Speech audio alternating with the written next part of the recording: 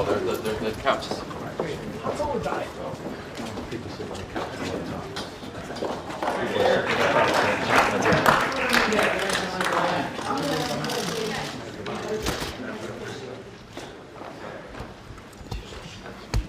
We appreciate President Trump having us into the Oval Office to talk about health care and the improvements that are being made. The President has worked and said, bring us your best ideas. And these are members of the Republican Study Committee who have brought those good ideas and worked in a very diligent way to ultimately get to a yes on this bill with the changes that the President has asked us to make that we're going to make in the bill. And with that, I want to lead it off to the yes on this bill with the changes that the President has asked us to make that we're going to make in the bill. And with that, I want to lead it off to the chairman of the Republican Study Committee, Mark Walker. Thank you, Mr. Whip. We're excited about today because it's historic, knowing that we're getting a couple of very important things to the steering committee members, work requirements throughout the country, and also something that we call block grants, which allows the states to be empowered. We believe they should be able to hold the reins when it comes to managing their population. We also think this will provide more coverage for the indigent, for those sick, and for those disabled. So we're excited about it today, and that's why we've come today to celebrate the American Health Care Act and moving forward with a yes. Hear, hear. I just want to say that these are folks that were either a no or a maybe. And we had a nice meeting, and we've been talking all during the night. This didn't just happen over the last 20 minutes. This has been going all night long. And we are doing some incredible things. I want everyone to know I'm 100% behind this. I want everybody to know that the press has not been speaking properly about how great this is going to be. They have not been giving it a fair press. The press is, well, as you know, in many cases, I call it the fake news. It's fake news. This is going to be great for people. I watch, I say, that's not the bill we're passing. And I also want everyone to know that all of these no's, or potential no's, are all yeses. Every single person sitting in this room is now a yes. And we made certain changes, and very frankly little, although the block grant is very important, because I want the states to get the money and to run their program if they want to run it, because they can do it better than the federal government. They're better equipped than the federal government. I also want people to know that Obamacare is dead. It's a dead health care plan. It's not even a health care plan, frankly. And I watched the architect of the plan yesterday. I watched the old clip where he said the American people are stupid to have voted for it. I watched Bill Clinton saying, this is the craziest thing I've ever seen. And only because everyone knows it's on its last dying feet, the fake news is trying to say good things about it, okay? Fake media. And there is no good news about Obamacare. Obamacare is dead. And unless we gave it massive subsidies in a year from now or 6 months from now, it's not even going to be here. So when they say, oh, more people are on the plan, there's not going to be any people on the plan. I was in Tennessee, I was just telling the folks, and half of the state has no insurance company, and the other half is going to lose the insurance company. The people don't know what to do. It's a disaster. Obamacare is dead. Nothing to do with these people, nothing to do with me. It's on respirator, and it's just about ready to implode. Now, we could wait for 6 months or a year and let it happen. It's not the right thing to do for the people. This is a great plan. This is going to be fantastic. You're going to have bidding at the one level by insurance companies. And remember this, those lines are going to come out. You're going to have bidding by insurance companies like you've never seen before. Plans are going to come out like nobody's ever seen before. Plans that nobody's even thought of now are going to be devised by insurance companies to take care of people. And we're going to take care of people at all levels. So I just want to let the world know I am 100% in favor. These folks, and they are tough, and they love their constituents, and they love this country. These folks were no's, mostly no's. Yes, that's correct. Yesterday. And now every single one is a yes. And I just want to thank you. We're going to have a health care plan that's going to be second to none. It's going to be great. And the people will see that. By the way, it will take a little while, because before it all kicks in and wells together, it takes a little while. With Obamacare, it got worse and worse. Premiums went up 116%. They went up 58%. The governor of Minnesota said the Affordable Care Act, Obamacare, is no longer affordable. That's what he said. The Affordable Care Act is no longer affordable. And he's a guy he's a good Democrat. He wanted Obamacare. He said it's no longer affordable. Obamacare is not an alternative. It's not there. It's dead. Dead. So I just want to say thank you very much. I really appreciate it. 100% of the no's are yeses. And some of them were strong no's. Some were just no's. And we had a couple that were mixed. But I just want to thank you folks. And we're going to have a great, great health care plan. Thank you very much. Thank you, Mr. President. Thank you, Mr. President. What do you say to the British, Mr. President? Thank you. Open it. What do you say to the British? Thank you, Press.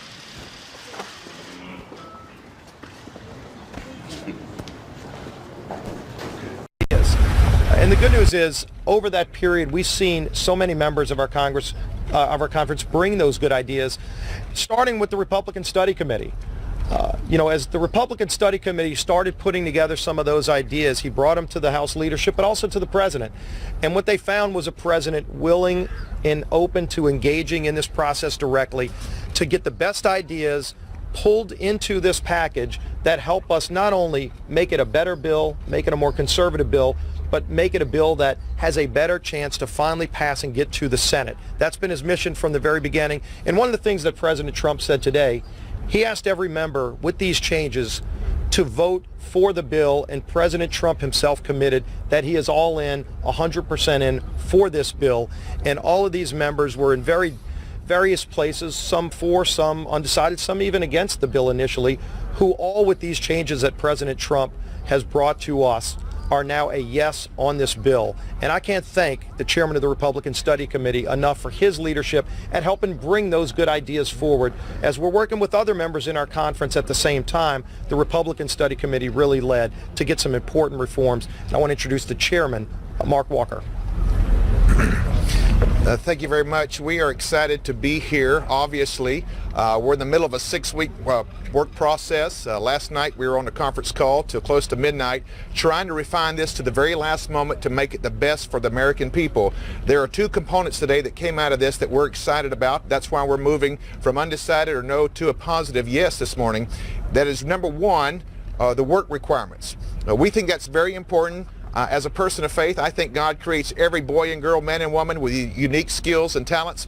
We want the government to enhance that, to flourish that, not to stymie it. The other thing that's very important for our members that have worked very hard, very diligently, not for months, not just for a few days or a few weeks, is the block grant options that returns power to the state to be able to make the best decision for the sick, for the indigent, and that is something that has pumped us up today to be here. That's why we're a yes. That's why we're excited to be there. And with that, I would like to turn it over to one of our ladies here today who has been a champion for this for decades, Marsha Blackburn. We are so pleased to be here today and very appreciative of the Whip's leadership and of Chairman Walker's leadership as we have worked to bring the best ideas and to be helpful in this process as we repeal Obamacare and open up the health insurance marketplace. Block grants for states are vital. They're important. The states have told us they want the flexibility.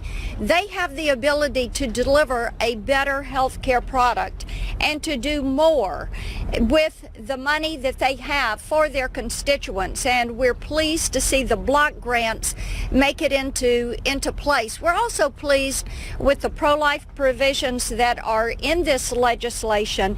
And one of the leaders on getting those pro-life provisions in place is Mia Love of Utah. As you all know, I believe that, and we believe our job is first and foremost to protect life, liberty, and the pursuit of happiness. And to be able to take funding and put them into our communities, to empower women, to help out with health care and community care is incredibly important for all of us. I want you to know that every single person here was really concerned about the most vulnerable among us. The block grants to our states is incredibly important, and be able to care for those who really want health care insurance, who and provide that to them at the lowest price possible and give them the option to be able to be the managers of their own health care. this is what we were sent here to do. And I have to tell you how excited I am that we have been able to do what we were sent here to do. That is, get back the reins of policy and the power of the purse and really create a program that's going to be beneficial for all Americans. So thank you so much. Be happy to take a few questions. Yes. What if the Senate changes this? Will you still support it when it comes back to the House if it doesn't look like what you think it's looking like right now? Well, the good news is we want to give the Senate that opportunity, and these actions today by President Trump working with our members for weeks to get to this point gives us the best chance to get the Senate that bill. And if they want to make additional changes, that's called the legislative process, and we would encourage their ideas. When it comes back to you differently. We're just happy to get this bill passed through the House. That's what we're focused on, and the Senate can take care of their business. Yes. Yes, thanks, sir. As far as your constituents and other members of Congress who are saying this is Obamacare light, what's the takeaway? What's the argument? Can I address that? Yeah. Sure. You're looking at some of the top conservatives in the House. Don't take our word for it. Look at some of the scoring things. Gary Palmer, John Ratcliffe. We stand united today to move this forward for the American people, and we're very proud to do so. Yes. What about the Medicaid expansion sunset date? Did you talk about that with the president? Is he open to moving it back to maybe give even more conservative votes? That wasn't part of this discussion. What we talked about is giving states more flexibility, allowing states the option to take a block grant. A lot of governors have said they're very interested in that. Now they'll have an opportunity, giving states the option to put real work requirements to increase the integrity of the Medicaid program with incentives in place so that states will be rewarded for helping strengthen their Medicaid program. Last question. Yes. Yes, we've been working with CBO on all of these changes, and there's other discussions, obviously, with other members of our conference that President Trump has engaged directly in. And so we're working to get the best bill possible brought forward to the House and then ultimately pass that bill over to the Senate and fulfill the commitment we've been making for years that we're going to repeal and replace Obamacare to rescue the American people from the failures of Obamacare that we see playing out all across this country every day. We're not going to wait any longer. We're moving forward to get this done for families all across the country. Think about this. Think about this just for a second. The president and the vice president have called a group of conservatives from the United States House of Representatives and asked us for our support to be able to move the American Health Care Act forward. We're honored to be here to represent the conservatives and to work with the president and vice president for the all communities of the American people. Y'all have a great day. Thank you. Thank you. Great job. Good job. Good job. The couches.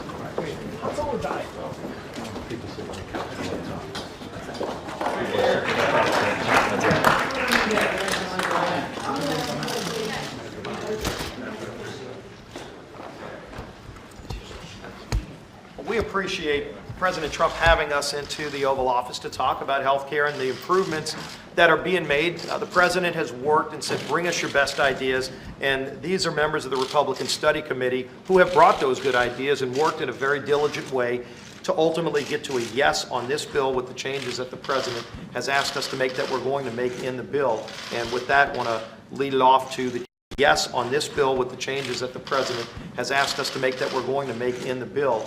And with that, I want to lead it off to the chairman of the Republican Study Committee, Mark Walker. Thank you, Mr. Quill. We're excited about today because it's historic, knowing that we're getting a couple of very important things to the steering committee members, work requirements throughout the country, and also something that we call block grants, which allows the states to be empowered. We believe they should be able to hold the reins when it comes to managing their population. We also think this will provide more coverage for the indigent, for those sick, and for those disabled. So we're excited about it.